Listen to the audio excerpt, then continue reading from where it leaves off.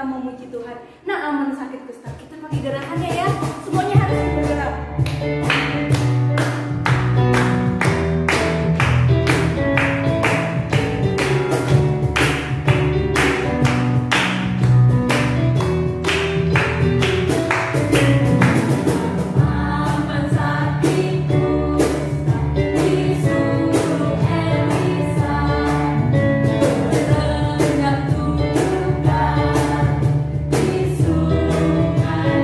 Nah,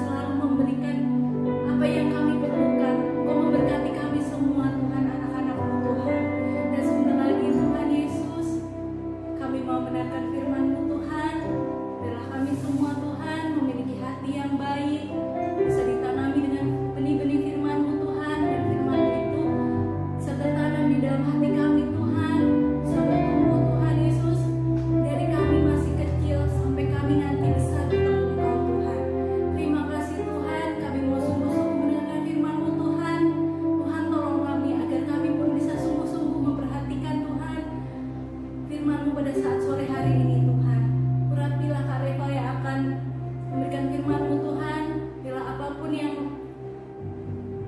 Kak Reval sampaikan itu berasal dari Tuhan. Terima kasih Tuhan Yesus. Kami mau duduk diam Tuhan untuk mendengarkan firman-Mu. Hanya di dalam nama Tuhan Yesus. Haleluya.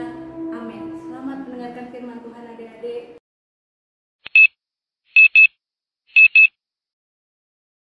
Halo adik-adik sekolah minggu yang ada di rumah. Ya, Kak Reval senang sekali ya, walaupun Kak Reval membawa renungan lewat streaming, tetapi Kak Reval senang ya supaya bisa berbagi firman Tuhan kepada adik-adik sekolah minggu, kepada adik-adik remaja yang ada di rumah. Dan Kak Reval percaya semua adik-adik sekolah minggu ya, anak-anak remaja yang ada di rumah dalam keadaan yang sehat, dalam keadaan yang baik, dan tidak keluar rumah ya kan, bahaya kan di luar rumah. Jadi tidak apa-apa di rumah saja ya, baca firman Tuhan, baca-baca buku rohani, dengar-dengar lagu rohani di rumah saja, jangan keluar ya. Jadi adik-adik, Kak Reval senang semuanya dalam pemeliharaan Tuhan. Puji Tuhan. Adik-adik yang ada, sore hari ini Kak Reval akan membawakan cerita, ya kan? Cerita tentang Adam dan Hawa, ya kan? Pasti adik-adik tahu dong siapa itu Adam dan Hawa. Adam dan Hawa itu adalah manusia pertama yang diciptakan oleh Tuhan Yesus. Nah, adik-adik yang ada di rumah, perhatikan ya, kita akan melihat nih apa sih yang Tuhan buat kepada Adam dan Hawa sampai Tuhan begitu sayang kepada Adam dan Hawa ya. Dan kita akan melihat, coba adik-adik buka Alkitab atau ada handphone yang ada Alkitab, atau bisa perhatikan di depan saja ya, nanti ada ayat-ayat yang akan ditunjukkan ya. Nah, Kak Reval akan baca di dalam Kejadian pasal yang kedua ayatnya yang ke-8 ya. Kejadian adalah kitab pertama dari seluruh kitab adik-adik. Jadi Kejadian sampai Maleakhi itu perjanjian apa? Perjanjian lama. Matius sampai Wahyu itu perjanjian baru. Nah, jadi kita buka di Kejadian, yaitu kitab pertama. Ya, kita buka ya. Kita buka di dalam Kejadian 2 ayat yang ke-8. Nah, adik-adik perhatikan ya, Kak Reval baca. Selanjutnya Tuhan Allah membuat taman di Eden di sebelah timur. Disitulah ditempatkannya manusia yang dibentuknya itu. Jadi adik-adik perhatikan bahwa ketika Tuhan sudah menciptakan manusia ya, Tuhan bentuk manusia. Habis Tuhan bentuk manusia, Tuhan apa? Tuhan berikan apa? Nafas supaya bisa hidup. Ya kan? Ketika Tuhan hembuskan nafas, jadi manusia. Apakah stop sampai di situ? Tidak. Jadi kemudian Tuhan sudah berikan apa? Tuhan berikan tempat kepada manusia. Nah kan, ketika Tuhan sudah berikan tempat kepada manusia, firman Tuhan bilang apa? Tuhan tempatkan manusia di taman Eden. Jadi Tuhan itu baik sekali. Tuhan itu fasilitasi kepada Adam dan Hawa. Tuhan itu fasilitasi mereka. Ya, jadi adik-adik perhatikan, ketika Tuhan sudah ciptakan manusia, kemudian manusia yang Tuhan ciptakan, Tuhan tempatkan di mana? Tuhan tempatkan di taman Eden. Coba adik-adik perhatikan ayatnya yang ke-15. Pasal yang kedua, ayatnya yang ke-15 berkata begini. Tuhan Allah mengambil manusia itu dan menempatkannya dalam taman Eden untuk mengusahakan dan memelihara taman itu. Jadi adik-adik perhatikan bahwa waktu Tuhan ciptakan manusia sudah. Kemudian Tuhan berikan apa? Berikan tempat kepada manusia, iya kan? Kemudian ketika Tuhan berikan tempat, Tuhan berikan juga apa? Pekerjaan, iya kan? Coba deh adik-adik perhatikan. Tuhan Allah mengambil manusia itu dan menempatkannya dalam taman Eden untuk apa? Mengusahakan dan memelihara taman itu. Jadi ketika Tuhan sudah berikan rumah kepada Adam dan Hawa, Tuhan berikan juga apa? Pekerjaan. Karena apa? Karena manusia adalah ciptaan spesialnya Tuhan. Jadi Tuhan ciptakan yang spesial kepada manusia, dan Tuhan berikan tempat yang baik dan juga pekerjaan. Jadi sudah diberikan rumah, kemudian diberikan juga pekerjaan. Jadi memelihara binatang-binatang yang ada di situ, kemudian memelihara pohon-pohon yang ada di situ. Tuhan Yesus baik enggak? Tuhan Yesus baik. Nah, Kak Reval mau tanya, kalau kita sebagai anak-anak Tuhan, adik-adik sekolah minggu, adik-adik remaja yang ada di rumah, apa sih kebaikan Tuhan yang Tuhan berikan kepada kita sebagai anak-anak Tuhan? Ya kan? Tuhan Yesus itu bukan hanya fokus kepada Adam dan Hawa loh, tetapi Tuhan Yesus juga fokus kepada anak-anak Tuhan. Jadi kalau kita minta kepada Tuhan, Tuhan pasti kasih sesuai dengan apa? Sesuai dengan kehendak Tuhan. Jadi ingat adik-adik bahwa ketika Tuhan sudah menyediakan fasilitas kepada Adam dan Hawa, sudah berikan pekerjaan, tetapi mereka juga harus takut akan Tuhan, harus dengar-dengaran kepada Tuhan. Nah, Kak Reval mau tanya, adik-adik yang ada di rumah dengar-dengaran gak sama orang tua? Ya kan, firman Tuhan bilang apa? Ya kan, harus dengar-dengaran kepada orang tua. Nah, kalau misalkan orang tua suruh nih, adik-adik dengar gak sama orang tua? Ya kan, contohnya Kak Reval dulu. Kak Reval kalau orang tua suruh, Reval, ya kan, pergi beli garam. Ya kemudian Kak Reval bilang, iya, tapi harus ada upah, ya kan. Contohnya Kak Reval dikasih uang 10.000, ya kan. Kemudian Kak Reval pergi. Nah, terus garam 5.000, ya kan. Nah, yang 5.000-nya Kak Reval apa? Kak Reval nggak balikin, Kak Reval ambil, ya kan. Itu baik nggak? Nggak baik. Tapi dulu Kak Reval begitu, ya kan. Karena seringkali Kak Reval disuruh-suruh, seringkali Kak Reval kesel, ya kan, karena disuruh-suruh terus nggak ada jatahnya sama Kak Reval, ya kan. Tapi jangan ikut seperti itu ya, itu nggak baik. Artinya bahwa kita harus dengar-dengaran kepada orang tua, jangan menerima upah dari orang tua, kecuali, ya ingat ya adik-adik, kecuali orang tua tergerak kasih kepada adik-adik, ya kan. Jadi kalau misalkan Tuhan Yesus suruh kepada kita dengar-dengaran, kita juga harus dengar-dengaran. Nah, Kak Reval, selanjutnya begini, apa kesalahan yang dilakukan oleh Adam dan Hawa sih ketika sudah lakukan, Tuhan sudah berikan rumah, sudah berikan tempat yang nyaman, kemudian Tuhan sudah berikan pekerjaan. Apa sih kesalahan dari Adam dan Hawa? Coba kita perhatikan ya. Kita perhatikan ayatnya yang ke-16 sampai 17. Perhatikan ya. Lalu Tuhan Allah memberi perintah ini kepada manusia, semua pohon dalam taman ini boleh kau makan buahnya dengan bebas. Jadi adik-adik perhatikan. Jadi di Taman Eden itu kan ada banyak sekali pohon. Tetapi Tuhan bilang begini. Tuhan bilang, semua pohon dalam taman ini boleh kau makan buahnya dengan bebas. Jadi semua pohon di dalam taman itu boleh Adam dan Hawa makan. Tetapi ada yang Tuhan larang, ada yang Tuhan perintahkan kepada Adam dan Hawa supaya jangan makan. Apa itu? Coba baca ayat yang ke-17, dikatakan begini, tetapi pohon pengetahuan tentang yang baik dan yang jahat itu janganlah kau makan buahnya, sebab pada hari engkau memakannya pastilah engkau mati. Jadi adik-adik perhatikan, ketika Tuhan sudah berikan kepada mereka perintah supaya mereka makan, Tuhan katakan jangan makan ya. Pohon tentang pengetahuan yang baik dan jahat itu jangan makan, jangan sentuh. Ya nanti kalian mati. Ya, jadi adik-adik ingat ya, mati di sini bukan mati mereka mati seperti orang mati, ya kan, tidak bergerak lagi, tidak bernafas, tidak. Tetapi maksudnya mereka sudah tidak hidup di dalam Tuhan lagi.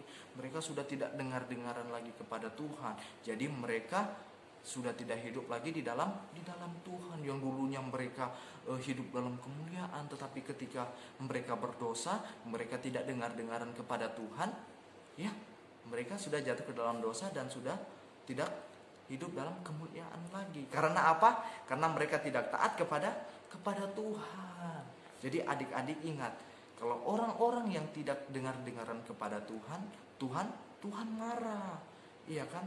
Jadi yang utama yang terjadi kepada Adam dan Hawa bahwa mereka tidak dengar-dengaran kepada Tuhan, apalagi anak-anak Tuhan, apalagi kita kan sebagai anak-anak Tuhan yang bertumbuh di dalam Tuhan, itu iblis tidak senang.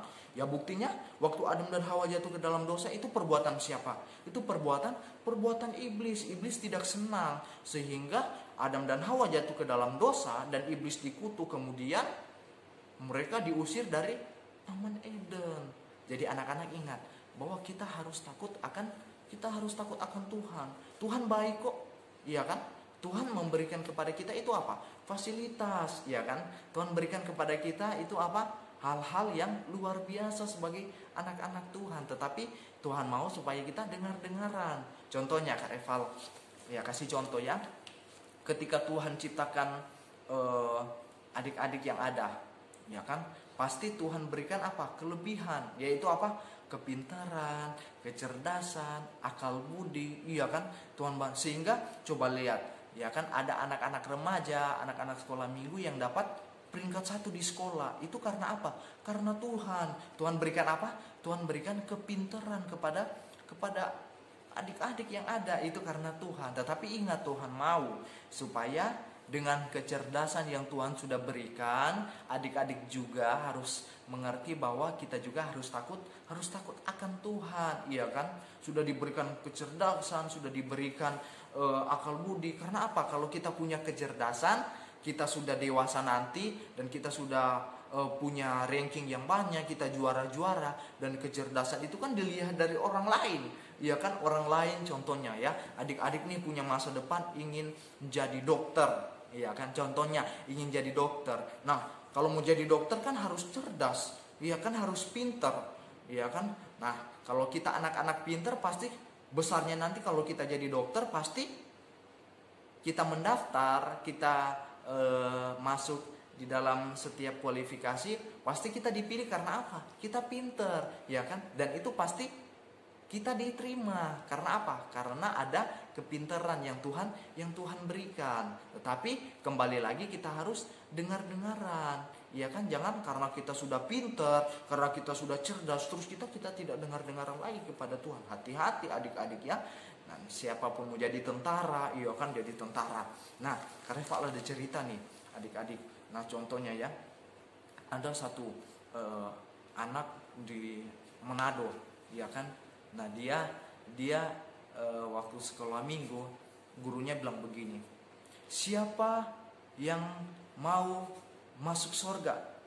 Coba angkat tangan. Wih, semua angkat tangan adik-adik. Kemudian ada satu anak yang tidak angkat tangan nih. Kemudian gurunya tanya begini, adek, namanya Andre, ya kan, namanya Andre. Nah, kemudian guru sekolah minggu tanya begini, Andre, kok kamu nggak angkat tangan sih? Kamu nggak mau masuk surga? Kemudian apa? Kemudian Andre bilang begini, kata mama aku, besar nanti aku masuk tentara. Nah, jadi Andre tidak mengerti, ya kan? Maksudnya dia maunya, kata orang tuanya, harus masuk apa? Masuk tentara. Ya, ini hanya hiburan kepada adik-adik yang ada di rumah supaya tidak tegang. Jadi kalau kita sudah diberikan kecerdasan, ingat yang utama kita harus apa? Harus dengaran. Ya, coba kita lihat di dalam Amsal yang ke-8 ayat yang ke-13. Coba adik-adik buka Amsal pasal yang ke-8 ayat yang ke-13. Nah, Amsal pasal yang ke-8 ayat yang ke-13 dikatakan begini. Takut akan Tuhan ialah apa? Membenci kejahatan. Jadi kalau kita takut akan Tuhan berarti kita membenci apa? Membenci kejahatan. Jadi adik-adik yang ada, bahwa kalau kita takut akan Tuhan, kita membenci kejahatan. Karena itu yang Tuhan mau, supaya kalau kita takut akan Tuhan, kita benci kepada kejahatan. Apa sih yang Tuhan mau kepada kita kalau kita takut akan Tuhan? Dan kalau kita takut akan Tuhan, itu adalah apa sih kepada kita? Coba kita lihat di dalam Amsal pasal yang ke-15 ayat yang ke-33. Amsal pasal yang ke-15 ayat yang ke-33 dikatakan begini. Takut akan Tuhan adalah apa? Adalah didikan. Jadi takut akan Tuhan itu adalah didikan kepada kita, orang-orang percaya, ya kan? Yang mendatangkan apa? Mendatangkan hikmat dan kerendahan hati, mendahului kehormatan luar biasa. adik-adik. Jadi ingat, jangan jadi seperti Adam dan Hawa, ya kan? Mereka sudah difasilitasi, mereka sudah diberikan pekerjaan, tetapi mereka tidak taat kepada Tuhan, tidak dengar-dengaran kepada Tuhan, tidak takut akan Tuhan. Tetapi kalau kita takut kepada Tuhan, kita diberikan apa? Kita diberikan apa? Didikan, kemudian diberikan apa? Hikmat kepada kita. Juga apa? Kerendahan hati. Jadi itu yang Tuhan mau. Karena kalau kita takut akan Tuhan, pasti kita akan apa? Kita akan dipelihara Tuhan. Dan kalau kita takut kepada Tuhan, apa sih yang akan terjadi? Dan apa sih kedepannya yang akan diperoleh kepada orang-orang yang takut akan Tuhan? Coba kita buka ayat yang terakhir, Amsal 23. Coba adik-adik buka Amsal 23. Dan ini adalah janji Tuhan kepada anak-anak Tuhan. Coba lihat Amsal pasal yang ke-23 ayat 17 sampai 18. Dikatakan begini, janganlah hatimu iri kepada orang-orang yang berdosa, tetapi takutlah akan Tuhan senantiasa. Dan ayat yang ke-7 dikatakan apa? Karena masa depan sungguh ada dan harapanmu tidak akan hilang. Jadi anak-anak yang ada di rumah, tunas remaja yang ada di rumah, kalau kita takut akan Tuhan, firman Tuhan katakan apa? Karena masa depan kita sungguh ada dan harapan kita tidak akan hilang. Asalkan apa? Asalkan kita takut akan Tuhan. Jadi adik-adik ingat, taruh di dalam hati kita bahwa kalau kita takut akan Tuhan, berarti ada masa depan yang besar yang Tuhan sudah sediakan. Iya kan? Kalau kita ingin jadi dokter, kita ingin jadi tentara, ya kan? Kalau kita taruh di dalam tangannya Tuhan, Tuhan akan campur tangan, ya kan? Karena kita dengar-dengaran kepada Tuhan, kita taat kepada Tuhan. Jadi inilah renungan singkat yang ingin Kak Reval bawakan kepada kita di sore hari ini. Dan biarlah kita jangan jadi seperti Adam dan Hawa, tetapi kita belajar untuk dengar-dengaran kepada Tuhan. Firman Tuhan bilang apa? Dengar-dengaran kepada orang tua, terlebih juga dengar-dengaran kepada Tuhan. Ya, puji Tuhan. Kak Reval akan berdoa buat adik-adik yang ada di rumah, adik-adik yang ada menyaksikan streaming yang ada, supaya kita bisa mengerti maksud Tuhan, supaya kita tetap kuat di dalam Tuhan. Puji Tuhan, adik-adik, mari kita berdoa. Kita tunduk kepala, kita berdoa. Bapa di surga, terima kasih buat renungan firman Tuhan yang ada di sore hari ini. Bersyukur untuk anak-anak sekolah minggu GPD Kedoya dan juga remaja yang ada di GPD Kedoya. Tuhan, Engkau berkati anak-anak ini, masa depan, cita-cita mereka kami serahkan ke dalam tangan Tuhan. Dan kami percaya Tuhan, biarlah mereka tetap takut akan Tuhan.